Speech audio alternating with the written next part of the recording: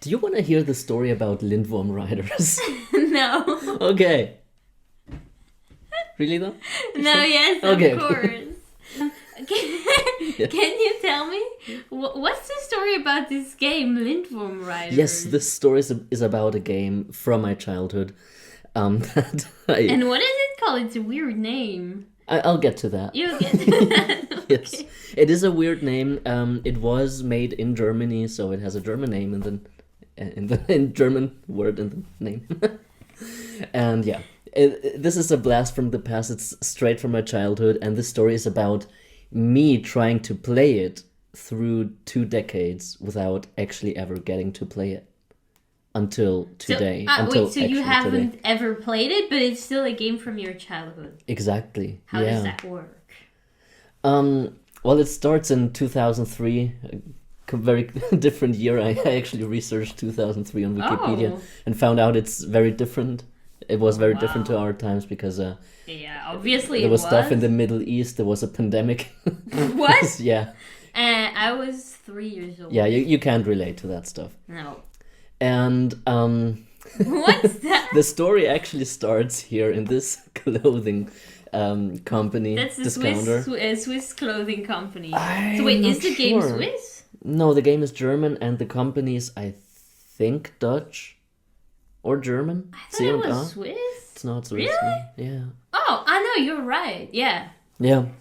And what they did in 2003 was run a promotion by getting kids to buy their clothes there because they would get a game along with their purchases. Really? Yes. In 2003. Simple games, small games that they bought for a reasonable price, I guess, and then they just give it for free along with, like, you know, those Lego pens. That's like and stuff. McDonald's gifts. I don't know. Yeah, it's not unheard of, yeah.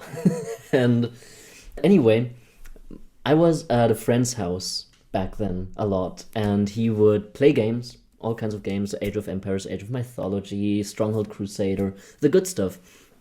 He would never let me play, though, I have to say. Oh. So but that's why you're not friends anymore. No. I mean, it sounds shitty, but to be honest, it was more about experiencing games back then than actually playing. Okay. So it was more also the music that reminds you of the graphics and all that. Yeah. I do think so, and that's why I actually liked watching. But the drawback was, of course, that there were several games that I wanted to play and had to wait a lot. Age of Mythology was one of those examples. Took me like 6 years before I could play it myself. What? Okay. And Lindwurm Riders was, he'd gotten it, as I said, from C&A. Oh, that's funny. So, okay.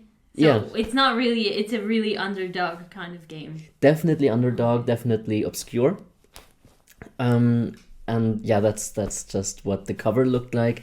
It was out of cardboard, the thing. Like, he got a cardboard thing, and there wasn't even a CD, just a link and with a registration key. No CD, just had to download the game and then enter his code. And that's how it worked. Okay. And the game looked like this. In black and white? It's not in black and white, this is just like from that's the instruction. Yeah, check out that keyboard.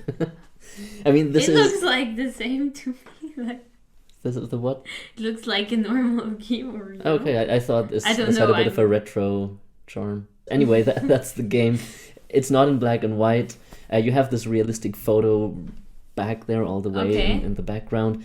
And you are one of those. This is probably the one that you're... Yeah, and it's 2D. You have those platforms, and you move side to side, and of course up and down. The thing is, you are on dragons, right? Those are all dragons, and you are riding one of them, and they fight like medieval knights. And the point is that when you hit someone from above, they are defeated. Okay. And if someone hits you from above, you're toast. And that's how it worked. There were items that you could use, and this is just a starting level. There were several levels. Okay. And it was actually pretty difficult. Like, I think they didn't thoroughly test it. My friend never got really far. Mm-hmm. And so I never really saw all the levels either. But I think it's typical for not popular games that are like not really well programmed, maybe. Yeah. That they're really hard actually after the third level. I remember having games like this too that I got in the magazine. Yeah. And then you would try for hours to get through level 4, and it's impossible. It's just ridiculous, because it doesn't work. Yeah, so I think because they don't really test them. Because time costs money, especially back then. The industry wasn't as loaded, and testing just costs, and This is what their website, the website of the company that made this game, looked like. And what caught my eye, I mean, this is the Internet Archive, that not always did they even have Lindwurm riders on their front page. You would find it if you click on Jump and Run. Okay. I'm not sure if Jump and Run is the right category. Right? Yeah, it doesn't. Yeah, I'd say it's some kind of 2D platformer thing, Bob. Yeah, it wasn't always there, but it's a bit of a retro charm here. I like this. It reminds. I mean, for I'm a girl, so my childhood was the Barbie website. Yeah, I think this. But I kind of see. Yeah, it was similar. I also visited some websites like that. I mean, I also like the shadows here. It's cool. It's very retro. Yeah. I love it. So, that was 2003, and we soon forgot about it because of different games, and it was too difficult, as I said. That doesn't keep your interest. But I liked the music, and I liked just how fun it was, and I wanted to beat it. That's the thing with me. I want to beat games. Never got to do that. The next year is 2010. Okay. I'm already moved on to Switzerland. I literally moved to Switzerland. No contact anymore with the guy. I mean, already there we lost contact, but then I moved, the contact broke off completely. I added him on Facebook, but we never even exchanged messages. Facebook. Yeah, and 2010, I already was kind of a bit of a, digital archivist. I work in digital preservation nowadays, but already back then I had an interest of, keeping as much of my data, meaning all the things that are important to me, from movies to comics to, games. To preserve them. To preserve them, that's it. So I went to search. I didn't find the game because I had forgotten the name, I'd forgotten everything.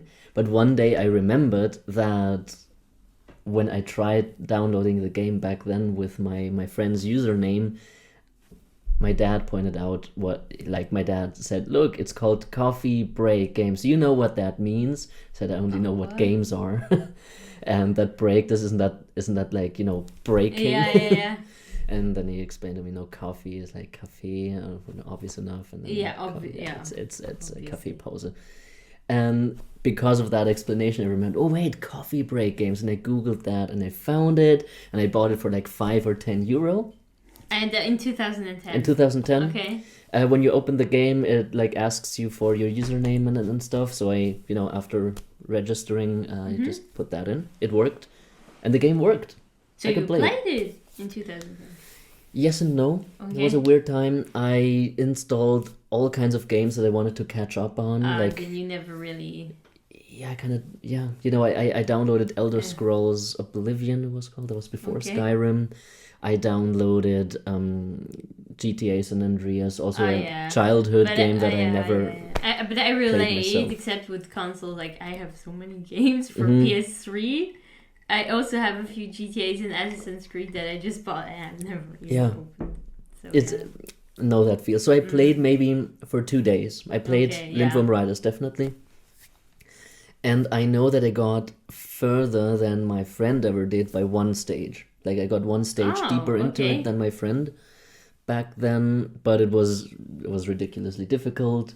I didn't, I was just collecting stuff, so I moved on. I thought, hey, I registered the game, I got the game file downloaded, I got it now, right? Yeah. Nothing that could happen there, right? Well, yeah, I mean, then technology happened, right? Yeah. So the next thing that happened was in 2018. Okay. 8 years. Yes, I looked up when the release of Ready Player One was, because that came out. And what I'm trying to see here is that something relevant happens in this movie. I didn't actually see the movie, but I watched a review by Red Letter Media. It's about VR, I suppose. seeing the... Okay, I see what you mean with the glasses, with the headset. Yeah. Which is interesting. That was kind of the time in 2018 when VR... I mean, VR was probably even popular a few years back, but I think that's the peak VR. VR will come up again, actually, in the story. So this is funny that you should mention the years. Yeah, mid-2010s is when VR was slowly arriving in the general, in the mainstream, I guess. Yeah. So in the review, someone says... So the movie is weird because this guy has to win at Joust, the Atari classic Joust, and goes on blah blah blah. Mm-hmm. And I was like, Atari classic. Atari games are always 2D, Pac-Man and stuff. That's all. Exactly. I'm not sure if Pac-Man is for Atari, but that's the general era. The gist, and jousting is the English word for the exact, that fight, medieval knights when they have those big as poles. Yeah, I know the poles with the horses. And that's called joust in English. I thought, wait, an Atari classic that is about that kind of fight. It rings a bell, right? It's like Lindwurm Riders. It's like Lindwurm Riders. And when you Google Atari joust, that's what you get. You have those platforms, and you have those dragons. And on the cover it's not a dragon. It's not a dragon. But I mean, it's similar. The idea is definitely there. So was Lindwurm Riders inspired by Joust? Yes. Which makes sense because Lindwurm Riders, for being such an underdog, as you said, had a surprisingly fun concept. So it had to be inspired from a mainstream game. You wouldn't leave that concept in something so inconsequential. If you have such a concept, you gotta push it. It's how I imagine it anyway. So I knew, it was inspired by Joust, and then that reignited my interest for the game. So I Googled coffee break games, and of course, years go by, people move on. The company wasn't as present anymore. For one, you couldn't make any new accounts there. Oh, okay. And while I had always, throughout the years, found their YouTube account with a promo video with like a few dozen videos, that YouTube account was now gone. Oh, I see. And even that video, the video was very, very easily just, I don't know. And then I wanted to check out can I still play the game? And there was just a demo version online, and the full version didn't work. Of the Lindwurm game? Of Lindwurm Riders, and you couldn't, as I said, you couldn't make a new account. The game was actually retired. Okay. And for half a year I was like, oh shucks, man, I would love to play this game. I wish I had it. I'd forgotten about the 2010 archiving thing because it was so quick. So I see. And then I realized, hey man, I think I downloaded this. And what's funny about this is nowadays I work in digital preservation and I know about all the stupid things that people do. And one of them being, you have your files that you want to keep, that you want to archive, and you put them on a hard drive, right? And external. Then you forget about them. And you just put them on one hard drive. Oh, yeah. Which is very fallible. Very fallible. Very easy to lose data. That's probably what I have. And yes, that was my strategy. That hard drive was dead with all my old data. Oh. So I went to a shop, and luckily the only thing that was dead was a connector, so the hard drive itself still held all the data, no data loss, and that's how miraculously it survived. I could move it to another external hard drive. And you remember that you downloaded that? Yeah. And then it made a search, and sure enough, Lindwurm actually returned a lindwurmriders.exe. That's the Windows executable. So you can still play it. Well, the thing is, it was for Windows, so I had to port it onto Mac. That was a bit of a hassle, but anyway, let's skip forward.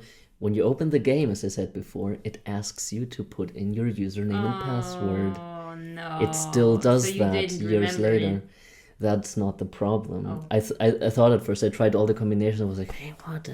I use my password for every... That was back then. I used the same password.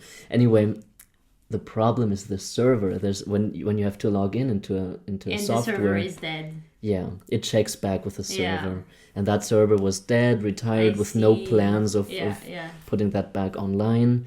Oh no. Okay. So it was already 2019 January, and I was overwhelmed with nostalgia and this feeling of having lost that thing, and I just wanted to solve this issue. I wanted to play Lindwurm Riders. I just couldn't deal. It's a challenge. It is to really bring something alive back to life. Exactly. To restore it. That's what the story is about. Yeah. Because data loss is something I really don't like. It's sad. Yeah. So I wanted to get a hold of any way at all, and I thought, you know what? Let's research this. Let's research who actually made this game. Who is behind Coffee Break Games? And may I show you who that is? Okay. These people. These guys with VR. Yes. They're maybe playing Joust in no, what they're doing is the guy on the left was the boss and the main Flash programmer, Flash being the platform for games, and he handled all the outside Flash stuff, C++, so he programmed it. And they moved on. They're programming their games on roller coasters. They do. Wait, what? They do. Wait, no, I said that as a joke. I mean, they don't program while they're on there. That'd be a bit extra. That's what I meant. Yeah. No, they program them for a roller coaster. Yes, that I Yes. So this is, I'm not sure if this is in Europa Park. I don't know. But in Europa Park, there is a VR roller coaster thing, which they made. What? Okay. Yeah, that's their business. They moved on. I think both had a teaching gig in Kaiserslautern, and so they're Germans. They are German, yes. I mean, Coffee Break Games was a German company. Coffee. Yeah, obviously. Yeah.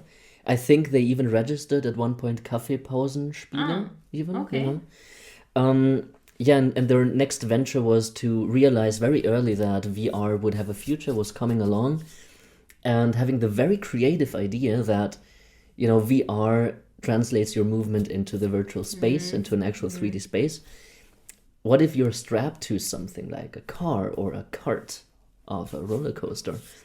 You could actually drive with all the speed and all the sensation that, you know, that causes speed in humans I remember that. In a virtual reality. But I don't know if they programmed it, but like I remember peak YouTube 2016, maybe 15. I wouldn't know the year, but peak YouTube gamers, I followed a lot of them back then. I mean, I still do, but they all had this one video where they tried VR for the first time, and they probably got it for free, even the VR. And the first game they all played was roller, and it actually even looked like it was this roller coaster, but it was a roller coaster game like this, and then you were in the roller coaster, and they were all like, "Whoa, I'm gonna fall." But the videos were usually they were stationary on like on a chair or something. No, they were just at home. Exactly, yeah. And the difference is here that this is supposed to work on an actual roller coaster. So you're driving around. Weird. But you put on a headset, and I mean, he looks pretty happy about the experience, and he's just looking at very tickled by it. But you know, I can believe that this must be really cool because the physical sensation of movement is just awesome. I mean, it just feels good, right? I've never been on a roller coaster. I just know emotional roller coaster, but they're not the same. Which this story kind of was for me. Yeah. And I didn't always look as happy. No, I mean, it's like when you're driving a fast car, and the car makes you feel, wow, you've never done that either. I mean, have you been in a moving vehicle at great speeds at any point in your life? But, okay, can you imagine that a roller coaster is fun and exciting? It looks scary to me. Right. But yes, I can. But now imagine a roller coaster built around Peach's castle in Mario 64. Oh, that's cool. And you can actually drive through there because you're wearing that headset. So it looks like you are in there. Now I get the point of... Okay, that's cool. But, you know, Peach's castle is maybe a little... So you could also be in Star Wars in the universe and then be in the roller coaster. I was going to say Star Road in Mario Kart, but yeah, Star Wars... you know, sky's the limit. Yeah. Not even the sky. You can. The universe. It's a great concept. He won awards for it, so he definitely moved on from Flash programming to this. Okay. Which also meant that this guy is kind of a CEO right now. which always translates to busy man. He's a bit of a busy man. So you wanted to contact? I wanted to contact him. Thing is, when I tried to contact him, I didn't already know about this. I see. Okay. And I used all the contact addresses of Coffee Break Games and his second company. He had actually an iOS for iPhone games. Yeah, he also programmed iPhone and tablets. That's true. But the address, I think, was the same, and it was actually a very rural area. I mentioned that his company is in a city, in a German city. This was rural, but it was January, and I called. And the first try of calling him, someone answers. What? Yeah, he actually answered. I didn't expect... The guy himself. Yeah, I had him. I had him on the telephone. 2019 in January. And he told me during our talk that he's never there. He's never around that office where that phone is. It was like... Luck. Total luck. It was meant to be. Like, it's there maybe once a year, so it was totally meant to be, is how I take it. And, the first thing I ask him if he's, name the game developer. And he says, well, I used to. That was already a bad sign. So he doesn't regard himself as a game developer anymore. I can imagine that when you have a company, you just don't really do the nitty-gritty. And we talked about Lindwurm Riders. His first remark was, well, you'll be happy to learn that there is a great Atari classic you can play instead. Joust. Of course, there are ports and other versions of Joust that you can just play online. It's good, but not as good. But it's not your mission as well. You want to play Lindwurm Riders. Thank you. Yeah, exactly. Also as an archivist, as original as it gets, right? That's my goal. Also, Joust does not have items. It does not have any funny music. The colors are, you saw very blocky, very pixely. Not much going on there. And especially as a kid, these things matter. Yeah. Games are, as it's about the nostalgia. It's the nostalgia, the poetics of the game. Even though the games that we're going to see is very simple. It's not very poetic. But you see. If it's your childhood, it matters. Yeah.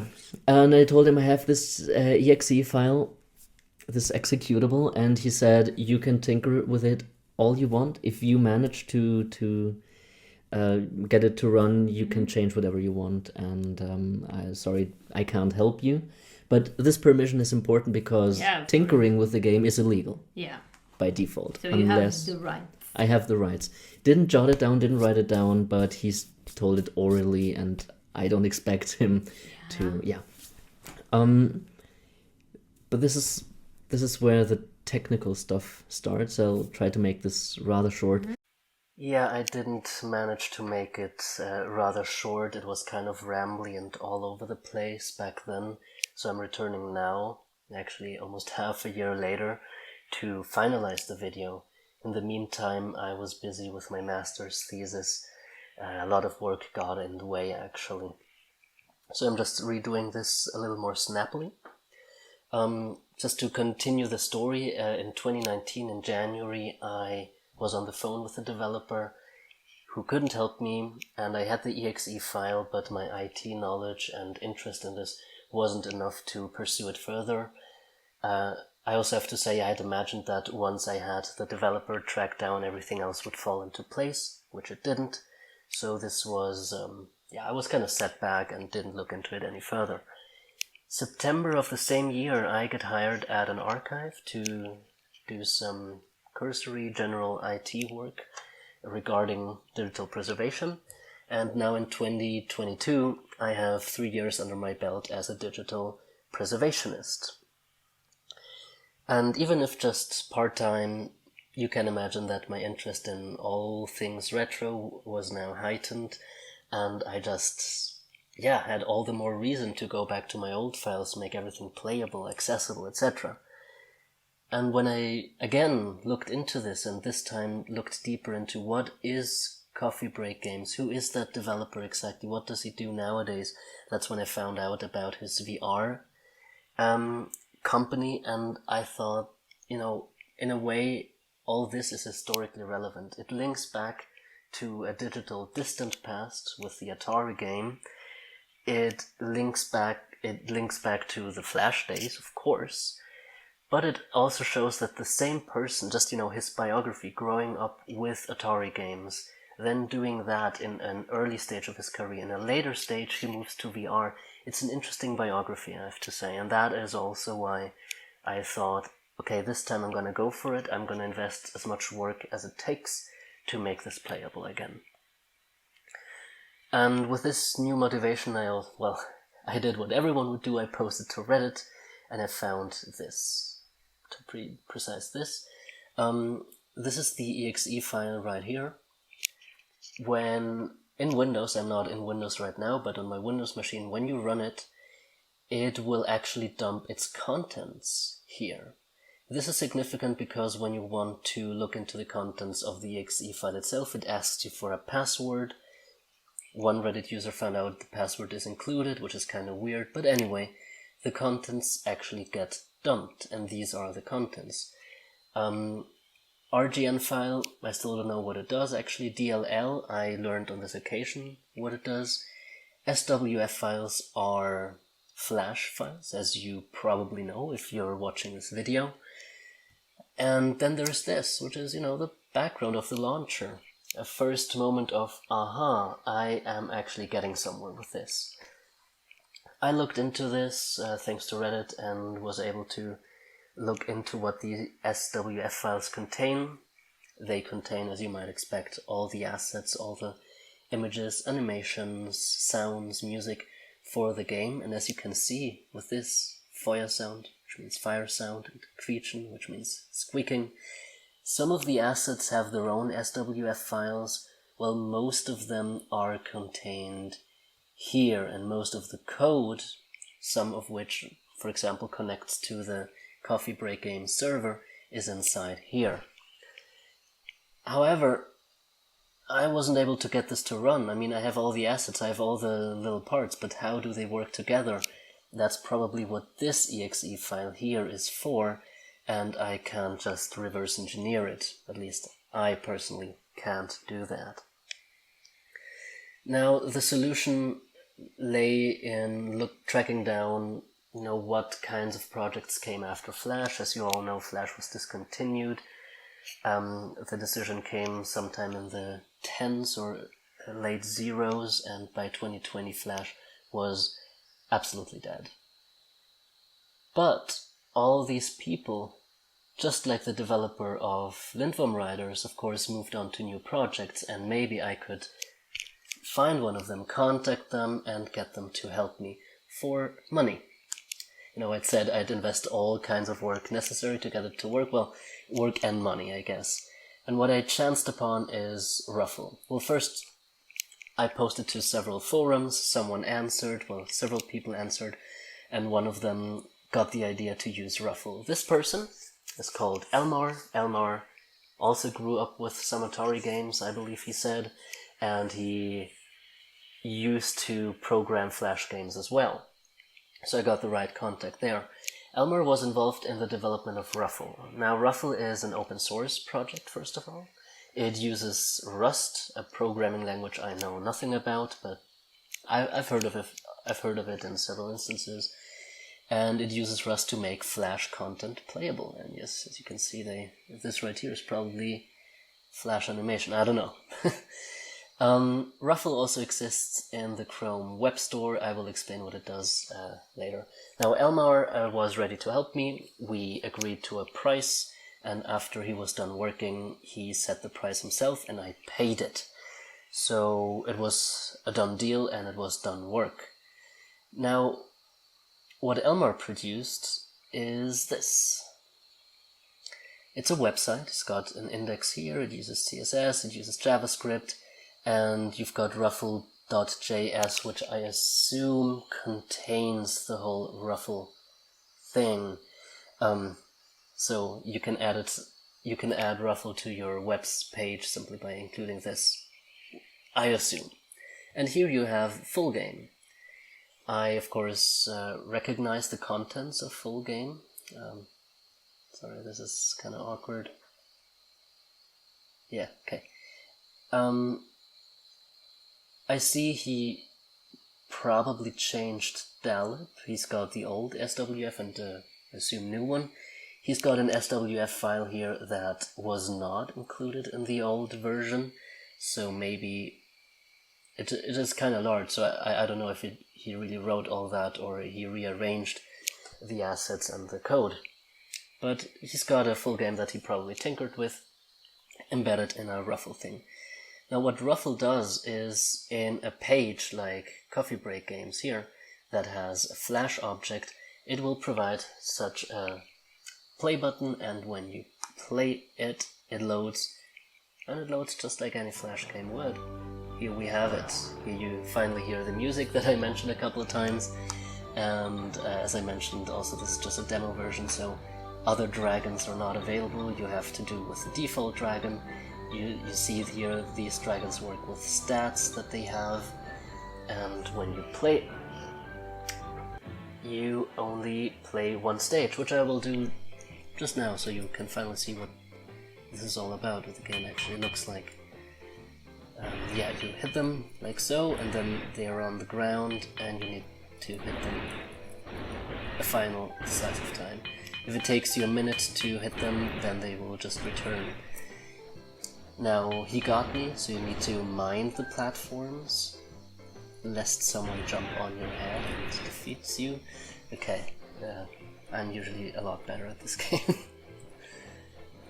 I've also got some lag from the recording software. Okay, here we have an item, which I'll show. It's a spicy item. It knocks everyone in the flames off their dragon so you can defeat them. Makes you really fast too. At the end of the level you get some extra points, and that is the end of the first stage, and thus the end of the demo version.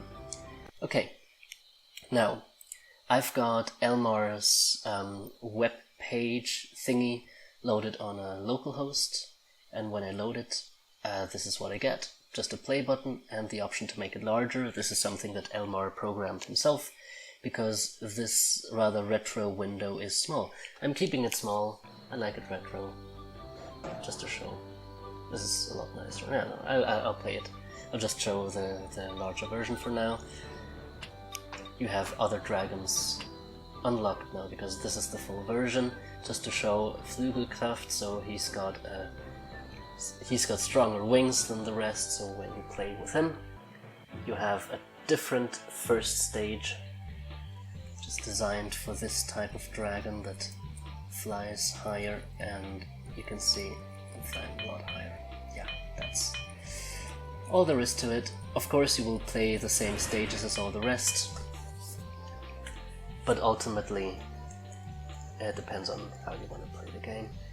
And of course this game won't quit after the first stage. This is the whole thing. This is it. This is what I've been chasing for all these years. Right. So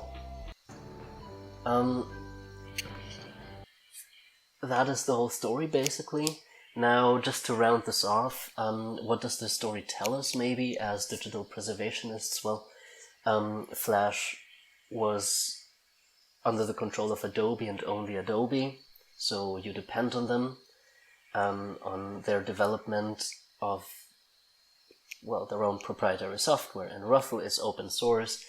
Hopefully it will continue to be maintained, but even if it should stop at some point, the community disband, well, because people move on, get older, etc., you will still have the source code out in the open. Archives will continue to exist. They will continue to hold records from the 90s and zeros, so there will always be at least a few people wanting to make these playable.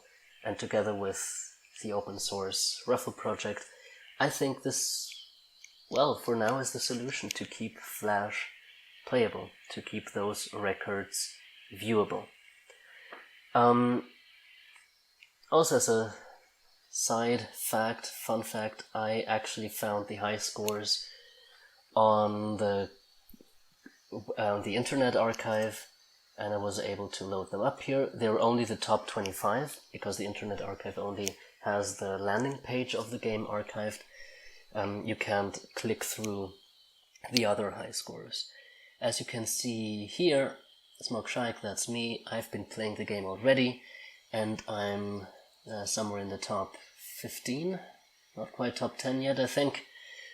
But yeah, I can rejoin this non-existent community.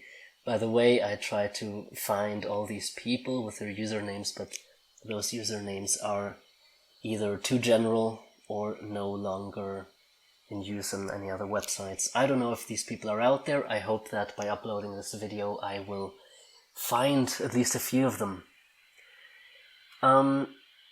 So yeah, final shoutouts to everyone who helped me. First and foremost, Elmar. We had an interesting exchange of emails. His help was of course invaluable. Without him, none of this would have worked. Even if he told me, use Ruffle, bye-bye. Wouldn't have been possible, so huge thanks once more to him. Luina, the one you saw in the first part of the video, thanks for reacting, thanks for your help.